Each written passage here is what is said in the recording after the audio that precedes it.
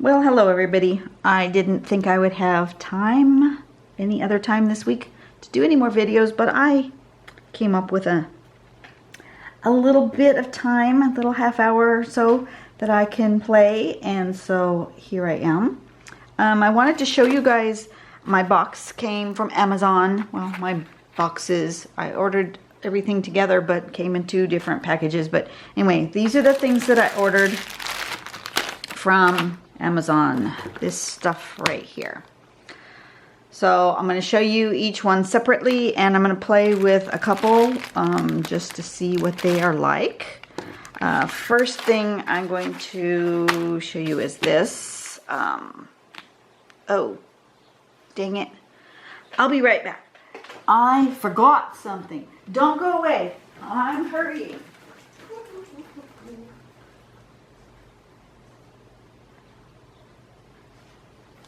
I'm coming. I'm coming. Here I am. Okay. Sorry about that. I forgot my price list. I wanted to let you guys know at this moment, this is how much this stuff costs.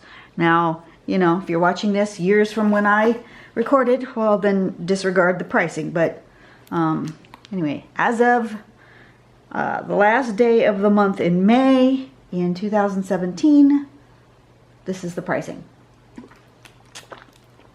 Okay, I bought a package of Faber-Castell kneaded erasers.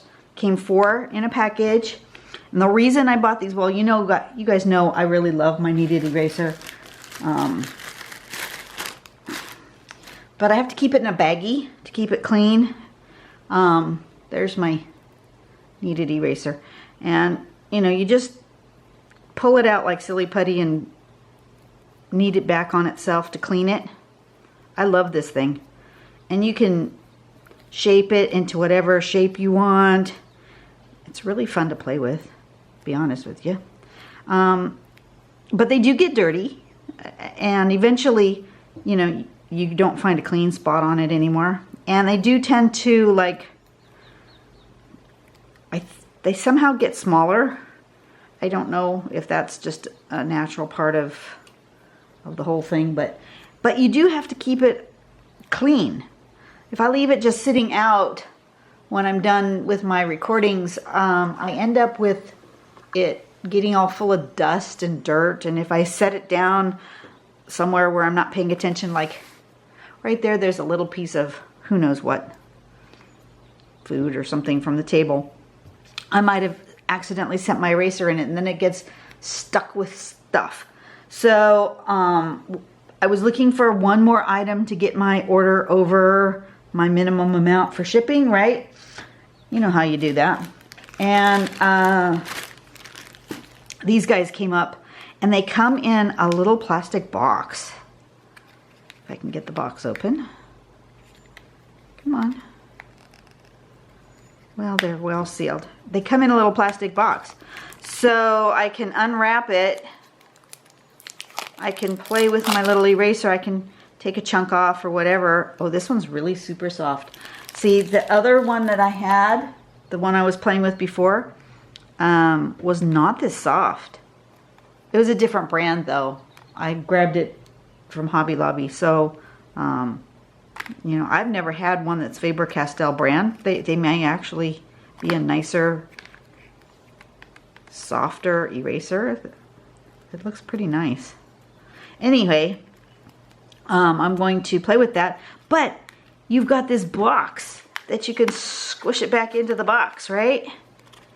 And it will stay clean. And now I have the ability to carry one with me in my bag. I've been just using a regular old plain old pink eraser in my travel bag because my kneaded eraser would just get all dirty in the bottom of my bag. And I didn't want to carry it with me. So now I have some that I can carry with me. The 4 of them together were in a package. They was $9.20 for the 4 of them, which makes them $2.30 per package, which I thought was a reasonable price, especially since it came with the plastic. If it didn't come with the plastic box, then I still think that that was still a reasonable price for the just for the eraser. But it made it a really good value, I thought, with the plastic box. And this is pretty cool, and I could, you know, just take these with me. Okay, that's haul thing number 1. Haul thing number 2 is, we were talking about the Doodle Sticks. People were asking if they worked good, they didn't work good, how they worked. I tried to order Doodle Sticks, and when I put it in my shopping cart, it was there, and I clicked, you know, check out, and it was around $12 or something for the Doodle Sticks. It bounced it back and said it was not allowed to be shipped to my area.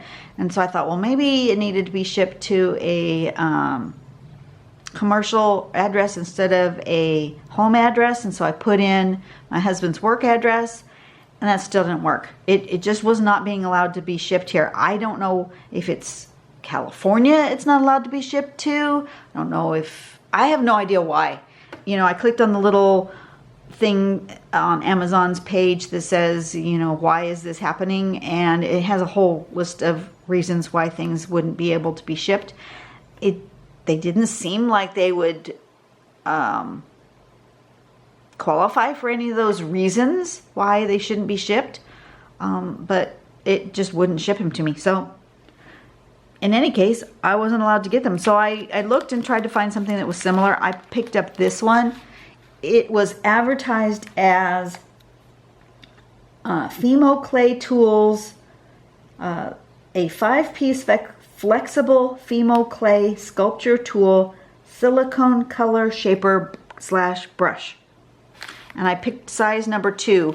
I just did that based on their picture on the website, based on the size of the tips.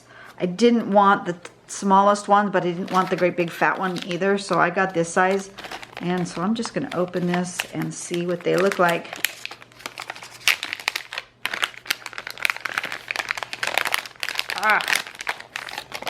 Well, they're in there well. So these are by Kami Art.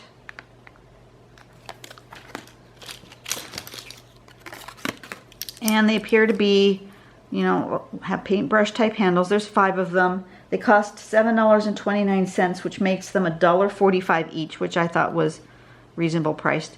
They do seem to be really kind of squishy and flexible. That might not be what I want to as a blending tool substitute, but I can always use them for something else. They're meant for clay art. I don't do a lot of clay art, but you know, I can always find something to use them for. They'd be good as a substitute type of a brush in my mixed media when I want to use something that I don't want to stick to a brush.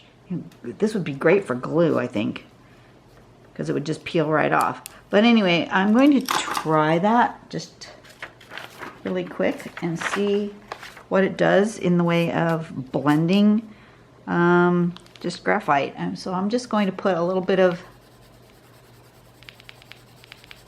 pencil down on my paper. And this is just, this is not a tile or sketchbook paper, it's just plain old printer paper. I'm going to take this flat one. Let me zoom in. Woo! You guys have gone all blurry. All right. And I'm just going to see what it does in the way of spreading the pencil. Yeah, that's not... Doesn't really do like a blending stick. It's almost like an eraser. So that's not going to work in the way that I want it to work, which is fine. It was, you know, it was an experiment, and it didn't cost me a whole lot. I'm not going to bother, you know, sending it back or anything. They're really kind of soft and mushy. I don't know if you can see that. Where can I hold it that you can see how much it bends? Oh, there. They're super squishy. But they would probably be good for clay molding, you know, doing the little detail work, the smoothing and stuff for clay. I think that's what they're meant for. I'll use them for something, but I won't use them for this. But they were worth trying. What the heck? And like I say, I have no way of knowing what a doodle stick will do because I can't get them. Okay, the next thing I bought was this jumbo package. Whoops, zoom you back out. This jumbo package of blending stumps. Because I can never have too many blending stumps. And this ended up being 36 pieces. I got two of these in two of these sets in here. And it came, each set came with, supposed to come with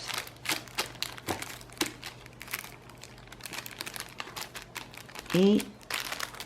Oh no, it's not that many. 8 and 8 is 16. Okay, it's got 18, not 36. Never mind, it's got 18 pieces. Why did I think 36? I don't know why I thought 36. But okay, let me recalculate that. 8. Right, 18. Okay. All right, so there's 18 pieces in there. 8 stumps ranging from this big number 8 all the way down to a number 1. 2 packages and 2 of these emery board things for $7.99. That makes them 40 cents, 44 cents a piece. That's a bargain, right? If you've never seen one of these, it's just like using my emery board. This is my emery board. This is a block of sandpaper. This has got a piece of protective paper over the top. But it's just a bunch of pieces of sandpaper. Okay, oops. And you just use that to clean off your stump. And when it gets dirty, you know, you just throw away this top one and go to the next one. So I've got 2 of those. And I've got 2 packages of this. And I may end up putting this bunch in a gift to a friend because I'm not sure I really need this many of them. But I don't need, really not sure I'm ever going to use this giant, great big one. Although I might. You never know. That big one's pretty big. Even that one's pretty good size. But these sizes, that one I will use for sure. Number 1 and number 2. Number 2 is close to the one size that I use all the time. I've lost it already. I've lost it on my table. That's close to the diameter of the one that I've been using. But look at the difference in the pointiness of it. These have gotten really squashed and flat. So I'm going to enjoy having some new stumps. Those are good sizes. This 1, 2, and 3 I would probably use the most often. But you never know what I might want for a bigger stump, right? And I might use them for other things besides just my drawing. But I'm going to leave the 3 small ones here in my box with all my pencils. And I'll put the rest of these aside. And I'll keep this one with my stuff up here. And this package is probably going to be given away. All right. Oh, I was gonna play with one of these stumps. Let me play with this one and show the difference between that non-doodle stick and what a blending stump should actually do. Now somebody had said something about a colorless blender. That's great for colored pencils, not so much for blending pencil. Now see how this doesn't blend that really well because of the paper. Interesting how the paper makes that big of a difference. Do I have a piece of here? Here's a piece of sketchbook that I usually use. It's actually the back side of that one. Let me put that on here. Yeah, that makes a huge difference. The type of paper that you use, some people are having troubles with their shading, and it could be their paper, not their pencil, because this made a nice softer look than this did. This held the I can see where I drew the lines more than I do here. This blended it better. And this because this is sketchbook paper and that's just copy paper. And the last thing I got is I bought a package of these Micron. You can only find them in a set on Amazon. I'm sure Jet Pens had them as individuals, but Amazon had them as a set, and so I went ahead and just bought the set. So I've got 8 pens in various colors with the PN nib, plastic nib, because I wanted to try this as compared to a regular Micron. Here's the regular Micron. This is what they look like with the I don't know how I can do this so you guys can see it. I have something I can put up there. Okay, that's the regular nib. Can I get even closer? Oh, it's focusing pretty well. Okay, that's the regular nib. And then let's open this package and see what the plastic nib looks like and how it works.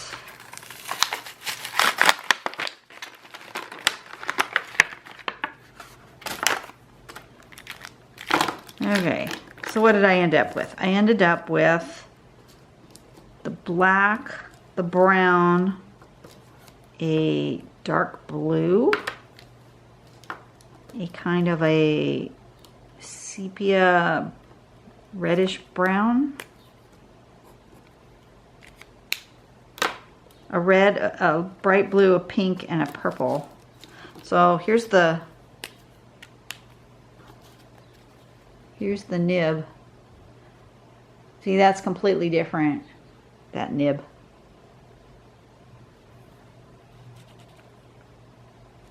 That writes really nice. Oh, I can see why.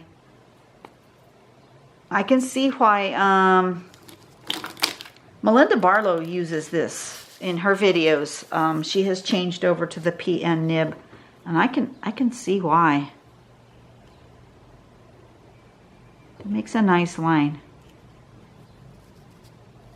Absolutely. It's really fine. It seems to be, let me see in comparison. That's the PN. Let me zoom in. Whoop, wrong way. That's the PN. And this is an 01.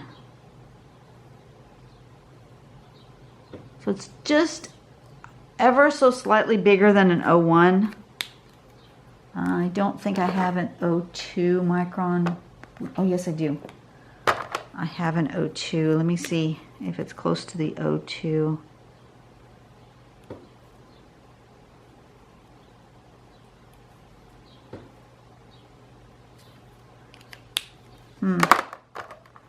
Here's an 05 micron. It's closer to the size of an 05 micron.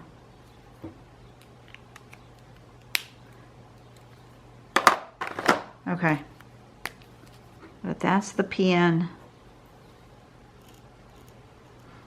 it draws nice, and I can draw at that other angle. You know how the regular microns, here's a regular micron. Let me zoom back out a little bit. The regular micron, I have to hold it like straight.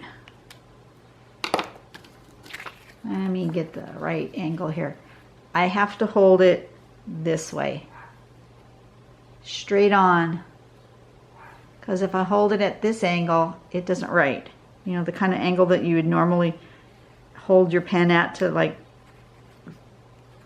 write a list or whatever, that microns don't write. You have to hold them like straight up and down. You can't really see that because of the angle of the camera, but that's why I draw the way I do with my hand like that, because I have to hold my pen that way. This plastic nib, it appears that you can hold it at this other angle. You don't have to do it straight up and down. You can hold it at an angle and it'll still write. I can almost hold it. Wow, if you go down like that, it makes even a broader line. Look at that. And if you're more upright, it makes a thinner line. Okay, well that is really interesting. And then I just want to see what the colors are. That was the black. This one is, it doesn't say the color on the pen itself, but that one appears to be like a dark brown color.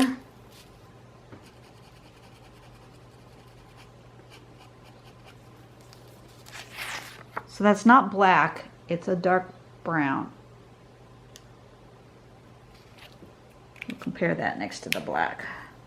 I'm going to put the black this way so you can see the colors up against the black.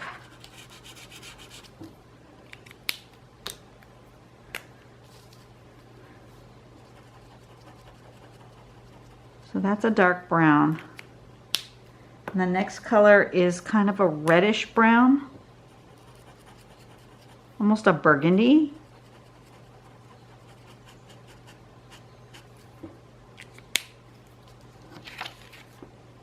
Can you see that? And then the next color in the package is a dark blue. It's kind of got a gray undertone to it.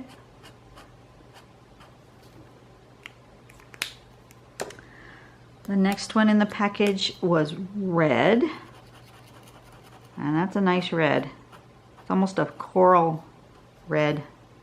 Kind of got a pink tone to it. And then there was a light blue or a bright blue.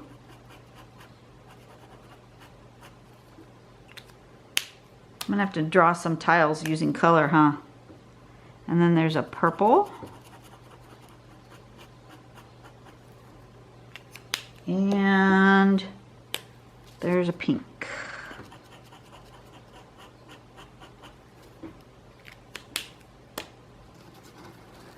So I think this was a good buy. The whole set was $15, which makes them $1.87 per pen, which is not bad. And for those of you who have a heavy hand or who are unable to, for one reason or another, to hold your pen at a more right angle to the page, this is certainly a great alternative. Wow. I think I'm going to definitely use these more often, but I'm going to stick with this one for right now as my regular drawing pen, my Le Pen, and I can show you what that looks like in comparison.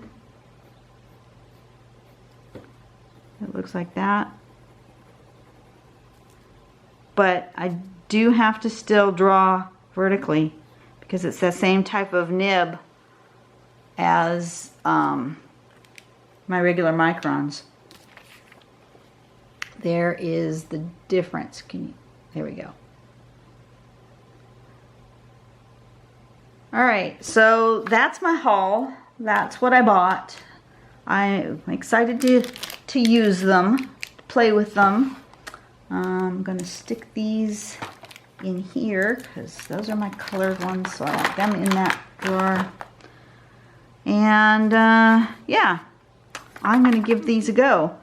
I have been requested to make another video with a pattern that somebody asked me for, and so I'm going to stop this video, start a new video, and do that real quick before I go to work.